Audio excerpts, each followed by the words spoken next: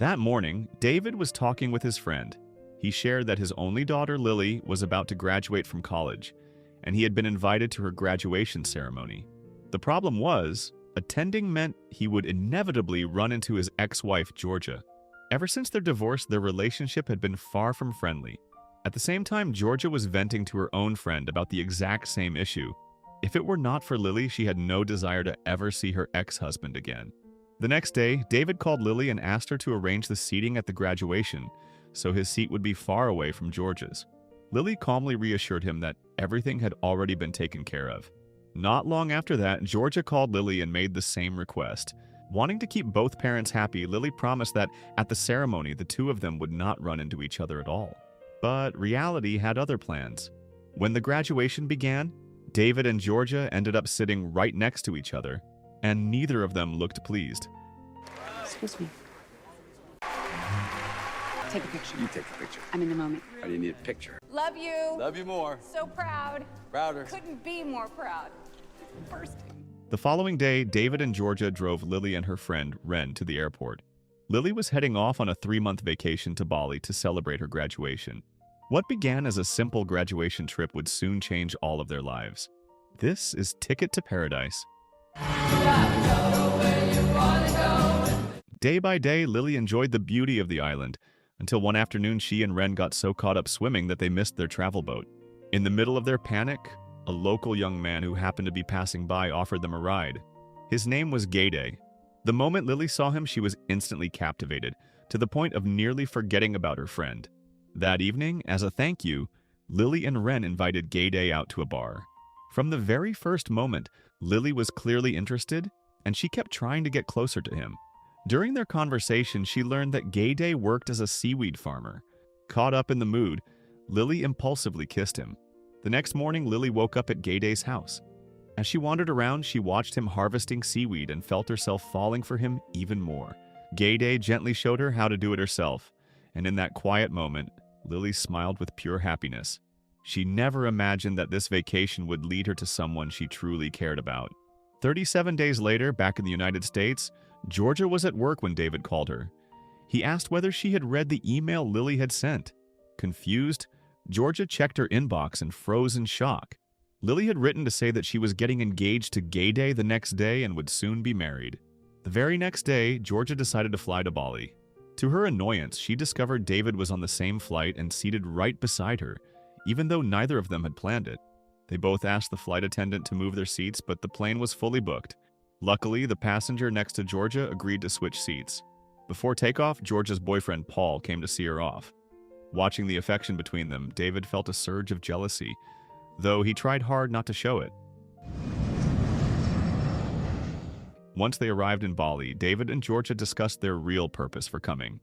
They wanted to take Lily back to America. Neither of them agreed with their daughter marrying so young, and they feared she might end up divorced just like they had. After meeting Lily, the three of them took a local bus to Gayday's home. When they arrived, they finally met Gayday.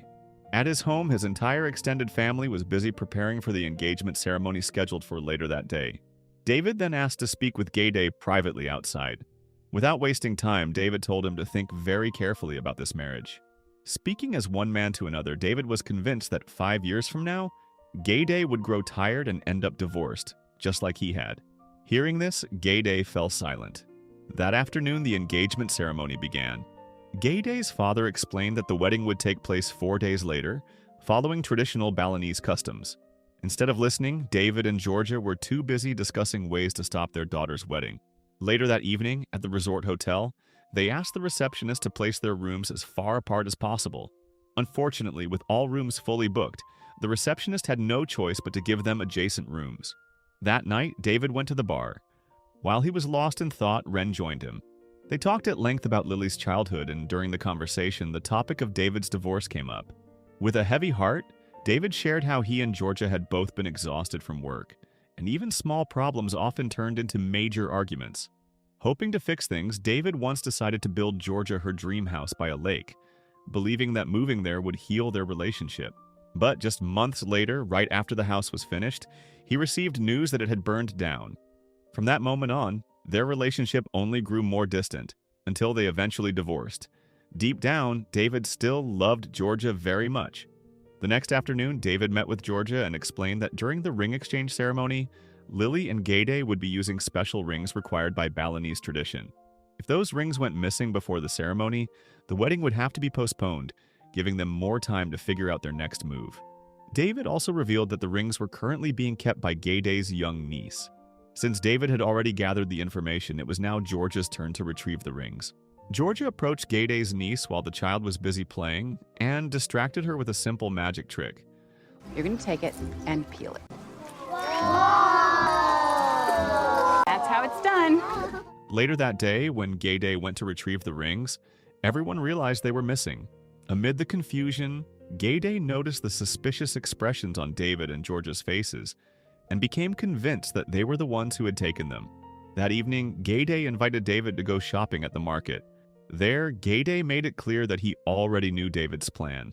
He warned David to return the rings before Lily found out because if she did, she would be deeply hurt and might never want to see her father again. After saying this, Gayday walked away. Back at the hotel, David told Georgia what had happened at the market. Georgia was overwhelmed with guilt, and in that moment, the two of them were reminded of painful memories from before their divorce, which quickly led to another argument. After venting his emotions, David walked away, leaving Georgia behind. The next morning, Lily asked both of her parents to help harvest seaweed. While working together, Georgia apologized for letting her emotions get the better of her the night before. David eventually apologized as well. As the tension eased, Georgia challenged David to a playful competition to see who could harvest the most seaweed. Somehow, the two of them ended up genuinely enjoying the moment together. Good thing it's not a competition. It's a good thing.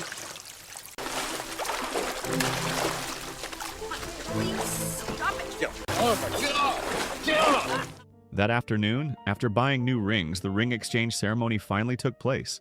The event continued with a traditional Balinese ritual known as medita, or the tooth filing ceremony.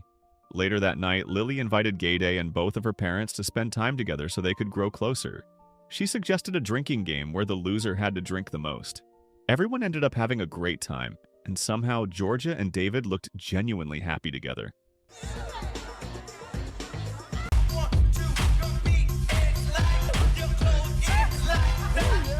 The next morning, Georgia woke up in shock when she realized David was lying beside her.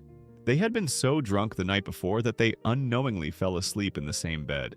Suddenly, they heard the voice of Georgia's boyfriend, Paul, coming from outside the room. Panicking, Georgia quickly slipped out through the back door while David distracted Paul. Moments later, Georgia casually walked out of David's room, pretending she had just woken up. Luckily, Paul did not suspect a thing. He explained that he had taken 2 days off work so he could spend time with Georgia in Bali. Quick, we're changing rooms. After getting dressed, the three of them met up with Lily and Gayday. The plan for the day was to explore Bali together, starting with a trip to the beach. While walking into a cave, Paul suddenly dropped to one knee and proposed to Georgia. She was completely caught off guard. Before she could respond, Paul suddenly collapsed. It turned out he had been bitten by a snake without realizing it. At the hospital, after Paul's condition stabilized and the others prepared to continue their trip, Georgia chose to stay behind. As she walked her family out, Paul pressed her to answer his proposal right away. Hearing this, Lily became upset. She questioned why a strong woman like her mother should marry a younger man. Lily believed that marrying someone immature would only cause her mother to repeat the same mistakes from the past. Georgia was left speechless.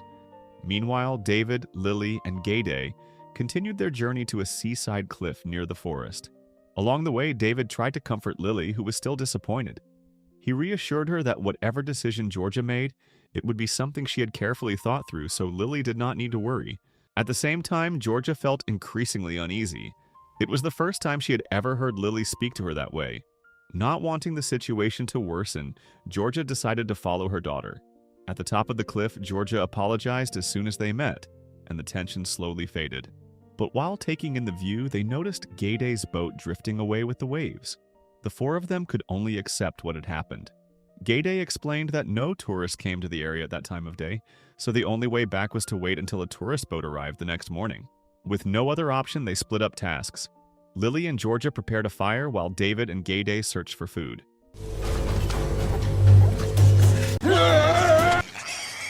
Later in the afternoon, while gathering firewood, Lily discovered the missing ring inside Georgia's bag. Heartbroken, she went to her father and asked if he knew about the ring as well. Instead of comforting their daughter, David and Georgia fell into another argument, blaming each other. Holding back tears, Lily walked away. Not long after, rain began to fall. While taking shelter, David and Georgia finally spoke honestly from the heart. Georgia admitted that their marriage may have fallen apart because of her own selfishness. She had been so consumed by work that she forgot her role as both a wife and a mother. The next morning, the two of them began to grow close again. Not long after, Lily and Gay Day arrived with a group of tourists who had agreed to give them a ride.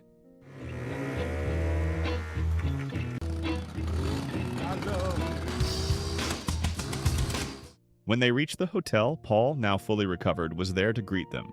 In that moment, still feeling hurt and frustrated, Lily announced that she did not want her parents to attend her wedding ceremony later that afternoon.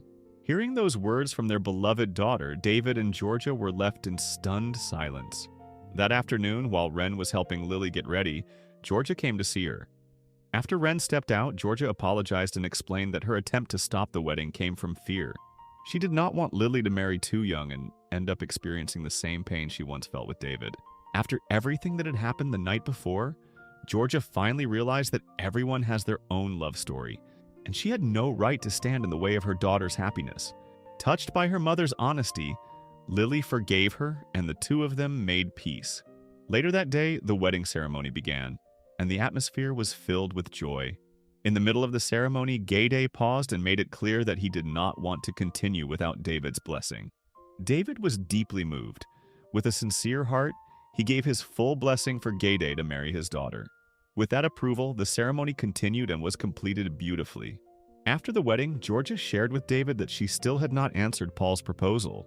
David encouraged her to accept it if she truly believed Paul was the right man for her. Even after hearing his advice, Georgia remained unsure. The following morning, after giving it serious thought, Georgia finally gave Paul her answer. She apologized and told him she could not accept his proposal. Though disappointed, Paul respected her decision, and their relationship came to an end. Later that morning, as Georgia paused to enjoy the view, she noticed David happily playing with the children from a Gay Day's family. She smiled quietly as she watched her former husband from a distance. That afternoon, Ren, David, and Georgia prepared to leave by boat. Georgia told David that she had just turned down Paul's proposal. Hearing this, David smiled with clear relief. Since arriving in Bali, they had experienced so many beautiful moments. Southern Bali had become a replacement for the dream home they once failed to build. For David and Georgia, Bali was more than just an island. It was a paradise, a place where they could begin again. And because they had fallen so deeply in love with Bali, the two of them decided they did not want to leave, and ended up jumping off the boat instead. So the moral of the story is, if you try to control love, steal engagement rings, and micromanage seating arrangements, life will still seat you right next to your ex and embarrass you in Bali anyway.